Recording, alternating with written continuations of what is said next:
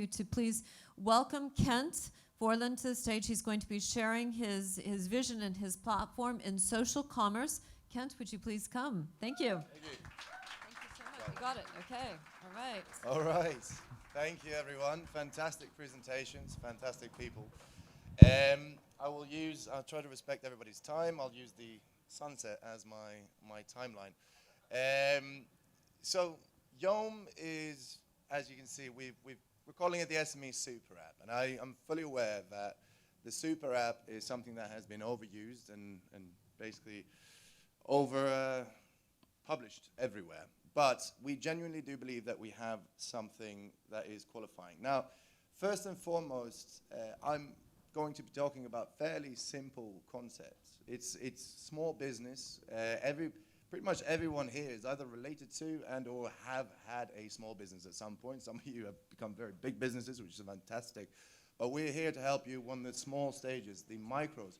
So what I want to do is redefine what an SME is. An SME is not what the banks define small business as. An SME is not someone who makes less than 5 million a year. An SME is, when I talk to Sarah, who is crafting her own handbags and she's selling them on a street corner and she's making $2,000 a month doing it, that is a small business. It's the gig economy workers, it's the sole traders, it's the micro small businesses. It's the 98 percenters, if you will. I mean, I saw a donkey on the way up here, and we have actually got farmers who are on this platform. So just to set the scene before I go into what we do, why we do it, and how we do it, that's what I'm talking about when I'm talking about small business. So what we've built is a way to run that small business all from your phone, from a mobile application, and it covers what we call the entire operational horizontal. And what we mean by operational horizontal, and I'll get further into that in a bit, is essentially that it covers all sides to what you need to deal with as a small business owner. Now, there's also importance in thinking that a lot of people, when they set up their business, generally, have not done this before. So there's a level of simplicity that is needed that we have built into this app. The entire idea is that if I'm a plumber from York, I'm 65, I've just got my first smartphone, I should be able to download this, utilize it, and be able to run my business from my phone. So we have 3 main pillars of what we see as that operational horizontal. First and foremost, we have the CRM. And just to get that out, everything's built in-house, everything is RIP. It is dealing with your customers. It's the idea of bringing it down to a sole trader level where you can provide professional customer service, everything through the application and the platform, without having to deal with a million or a myriad of multimedias, whether that's WhatsApp, email, SMS, you name it, it's out there. Secondly, it's cash flow. So the gentleman who founded this company, I'm the CCO, so I'm not the founder. But the gentleman who founded it, he has 25 years in building financial global services and systems. His name is Jason Halstead, fantastic gentleman. And he built financial services and systems for Goldman Sachs, HSBC, Credit Suisse, you name it. He's been there. And he brought all of that complexity down so that we can put that on the back end while providing simplicity at the front end.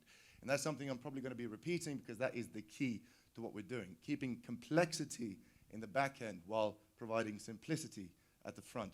So cash flow, we have actually pretty much a digital bank under the hood. We have money in, money out, full ledger, and everything you can imagine from a small business point of view, managing your cash flows.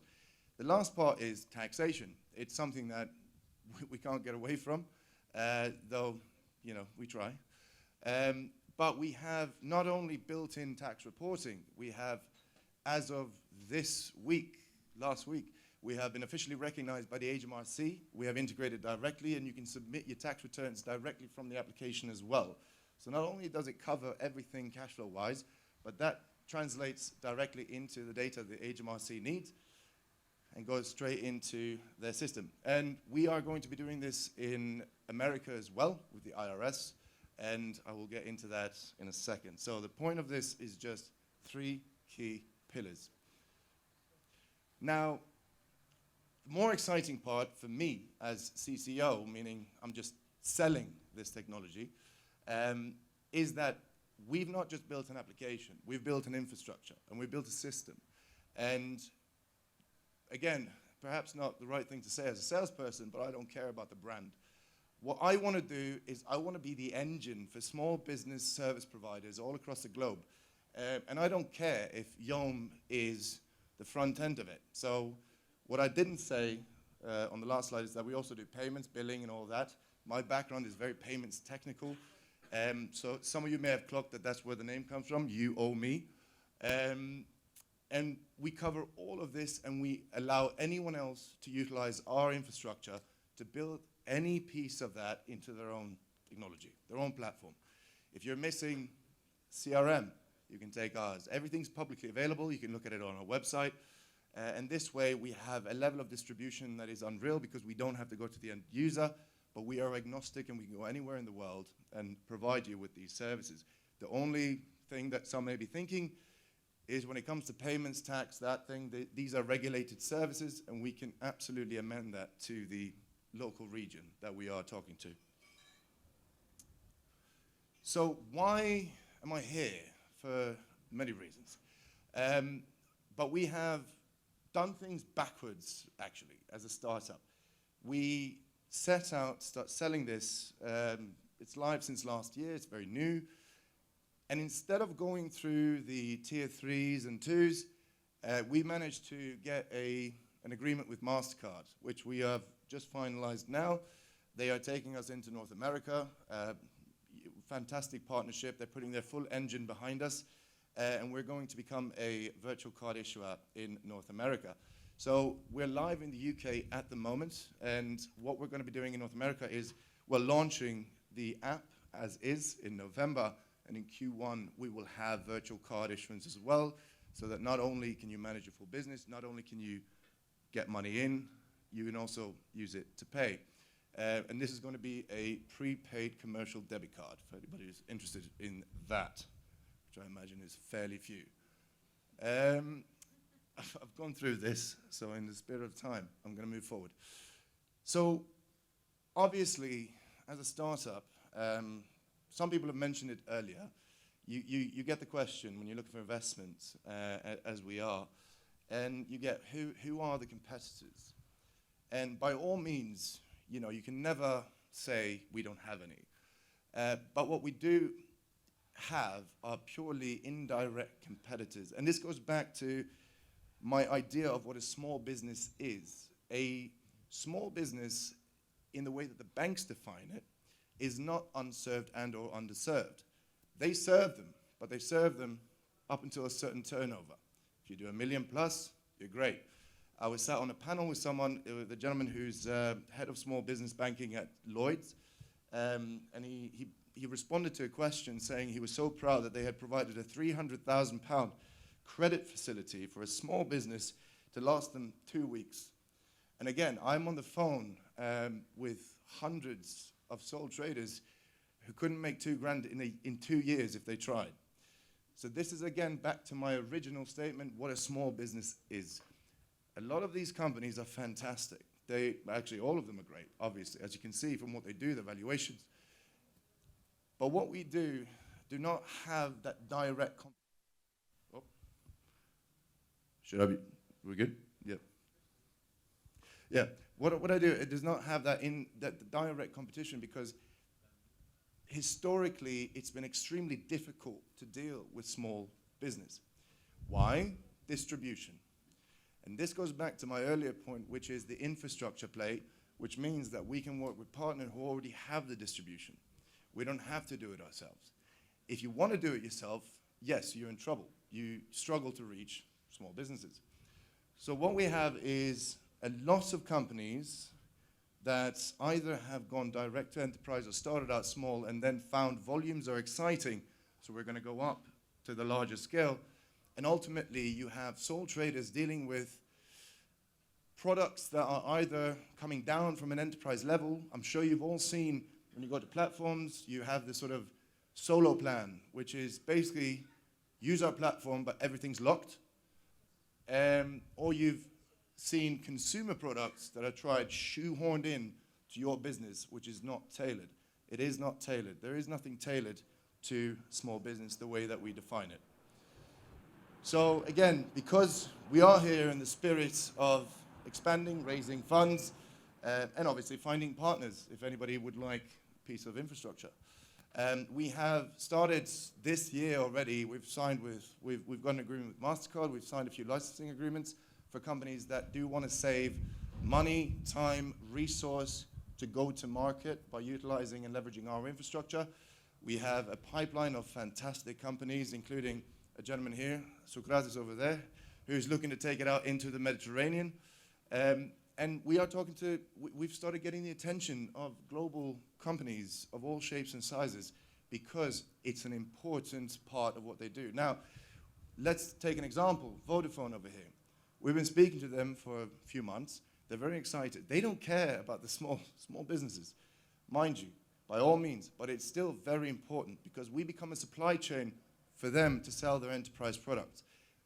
Generally, what we see with the larger companies that this has become so important because as especially fintechs start focusing on sole traders, small businesses, the smallest, they lose out on when they stay loyal to those brands, and they lose out when they become the enterprises, when they become you, essentially. They don't want to stay with that brand.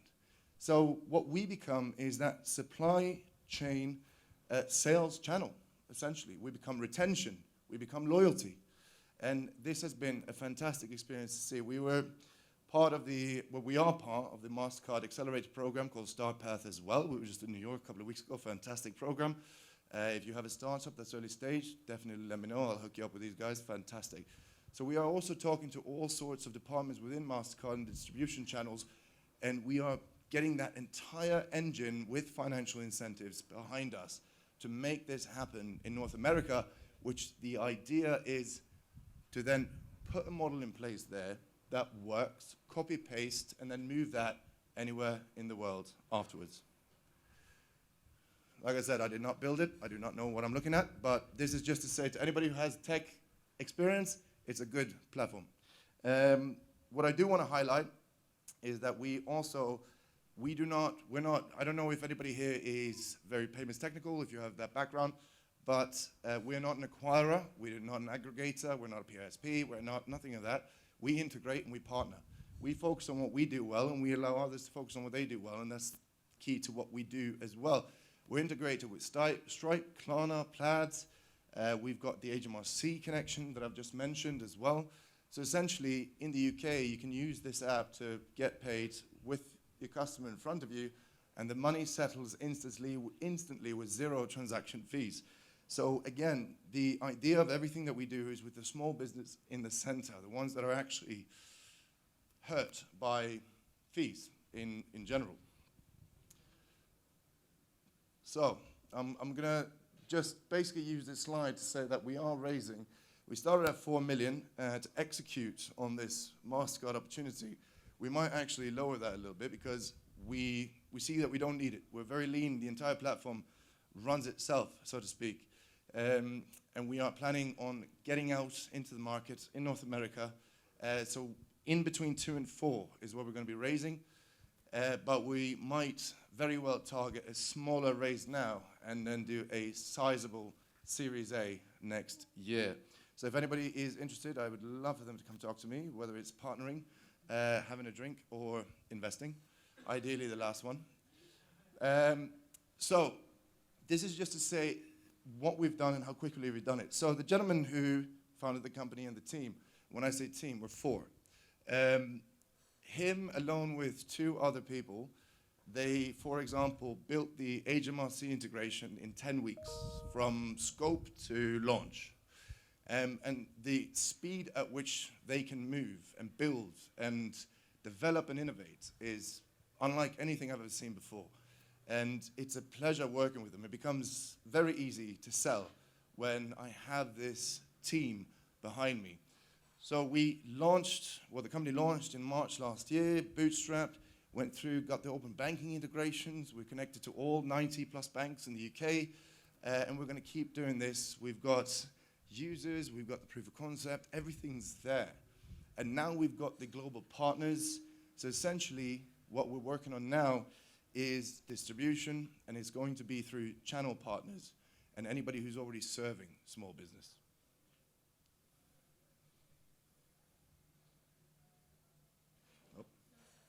Oh, here we are. So, anybody who's ever seen a pitch deck is probably going to laugh at this slide, but oh, shit. Don't laugh at me. This is what we've, to take it back, what we've done with, everyone okay? That was probably Juan somewhere. What this is, yes, we say financial projections, but financial projections, they're a finger in the air exercise with any startup. And we know this, absolutely. What this is based on the numbers that we have put together with MasterCard and the partners who are going to take it live in the US. This is purely based on our North American presence. And this is a discounted cash flow valuation of where we're going to be if we just hit the conservative targets that were so conservative, we barely got it through the approvals within MasterCard. And again, eventually, in the next 2.5 years, we'll be going at a point where we should be reaching the 6 million, 20 million, 43 million in EBITDA. And that is, again, I can't stress this enough, based on one market and one single channel with multiple distribution channels. So with that said, I just want to quickly introduce the gentleman, Jason Halstead, on the left, who's built this entire platform alongside Raj, who's the tech and product. And our Len, our financial director. Yeah, that's also me. Excellent. Thank you very much for your time. Thank you, We've Ken. got time for the sunset as well, and any questions? So I've got one. Where's Juan? Is Juan here? I think What did you think of his blockchain payments business, and could that integrate into what you're doing? Fantastic question, and very often we get the question of when are you going to be accepting crypto? When are you going to be bringing this in? And it's all about education. I've again been on the phone with hundreds of sole traders, and they do not know what Bitcoin is, and they are too scared to come on and say, yes, I'll accept it. So I think there's an avenue there, and I think it's not too far away. But as Harsh said as well, it's all about education. And we can't help small businesses unless we can educate them. So we have to educate them, and then we can bring this into the ecosystem. Hope that answered the question. Now, MasterCard has done an outrageously good deal with you. You guys, it's very much in your favor. Was that your handiwork? Did you do that? Yeah. All right. Well done. Well done. Excellent. And is the momentum, are you ahead of where you thought you would be going into the fourth quarter of 2023, or are you right on track? So entirely, if in all honesty, I came in, I've known the founder, I've known Jason for many, many years. I used to run a company called Simply Pay Me that I left about a year ago. So again, very payments technical. And I joined in January, and I had been working with MasterCard for many years and many other larger companies, and I brought that into this ecosystem. And when I already had the relationships, and when they saw the platform that I could bring on the back of it, things just came easy. So what we did was essentially looking to raise a bridge earlier in the year, and later on we were thinking maybe 12 months from now we'll raise a larger round, a Series A, something along those lines. But we got through inception to contract in 4 months with MasterCard, which is relatively unheard of. Amazing. Yeah. Well done. I'll take that any day of the week. Okay. All right. We're going to keep going. One question. We got Harsh. Yep. I think it's great to see innovation at the lower end of the circle, and we also have a product that I want to talk to you about. We are in the distribution space in the US, as I was telling you, and in India as well. Now, I saw a lot of integration in accepting payments. What about the accounting softwares like QuickBooks and others? Yeah. Great question. And what we're doing at the moment is that we're producing all the reporting. So we're taking care of everything that you have to worry about as a consultant or as a small business. I'm not looking to take accountants out of business. We're not looking to take over for accountancies. Ollie, you'll have a job for many years to come. And essentially what we do is make sure that things that generally are not needed in the accountancy space, when a lot of small businesses spend £150 a month for an accountant to look over their books and quarterly file their VATs. These are things that are fairly straightforward if presented in the right way. So this is what we're doing here, and we have all the reportings in formats that are eligible for all the big software packages, accounting software packages. So essentially, we're not taking them on, but we do accommodate them, if that makes sense. Okay, excellent. One last question for Kent. Yes, Clara. So you've got the 3 pillars at the moment. Are you going to develop other pillars, and how easy would that be, like marketing or payroll or HR Yeah. or whatever? Well, interestingly, we are, so a few points on that. We are currently in talks with UAE-based companies that have talked about utilizing this for payroll. We use it for ourselves, for payroll. I'm paid through UOME for working there. And I think the next step that you'll see is, again, we're throwing out buzzwords, but AI.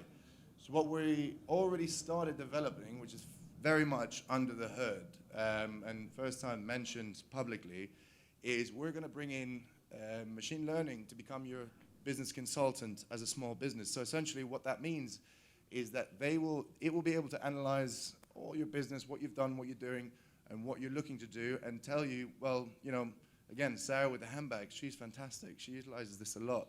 And she'll use it to say, this customer and this customer, pay attention to them because they treat you very well. They spend a lot of money, so on and so forth. This customer perhaps spends a lot of time with you without really generating any revenue.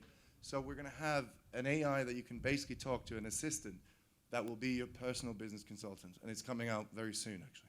Amazing. That's beautiful. Listen, you're one of the best things that meeting you in Athens has been fun, and your network. You brought a lot of great people to the FTE. I want to thank you for all of your contributions. You've been a great supporter. Thank you so much, Kent. Yeah. Oh.